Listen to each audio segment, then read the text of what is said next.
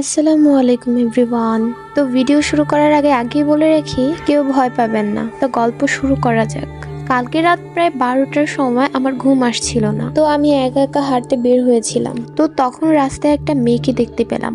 বাইরে তখন একটু জোরে বাতাস বইছে। বলে রাখি, তখন অমাবস্যা রাত ছিল। মেয়েটাকে প্রথমে ভূত ভেবেছিলাম, কিন্তু পরে ভাবলাম হয়তো সেও আমার মতো হাঁটতে এসেছে। মেয়েটার চুল ছিল ছাড়া অবস্থায়, বাতাসে উড়ছিল, ভালোই লাগছিল দেখতে। তাই আমি কথা বলার জন্য চেষ্টা করলাম। অনেক সময় ধরে দুজন গল্প করতে থাকলাম। কথার মাঝে জানতে পারলাম তার নাম নাকি মেঘা। আমি তাকে বলে উঠলাম, আচ্ছা তুমি এত রাতে হাঁটতে বের হয়েছো কেন? মেঘা বলল, প্রশ্নটা তো আমার করার কথা, তুমি এত রাতে বাইরে কি করো? আমি বললাম, আমার ঘুম আসছিল না, তাই হাঁটতে বের হয়েছি। মেঘা বলল, তুমি কি জানো না আজকে অমাবস্যা রাত? আমি বললাম, হ্যাঁ দেখেছি তো। মেঘা বলল, আচ্ছা তোমার কি ভয় লাগে না? আমি বললাম, কেন লাগবে? মেঘা বলল, এখন যদি কোনো ভূত এসে তোমার গলা টিপে ধরে? আমি বললাম, ভূত বলতে কিছু হয় না। মেঘা বলল, ঠিকই বলেছো, আমিও বিশ্বাস করি না।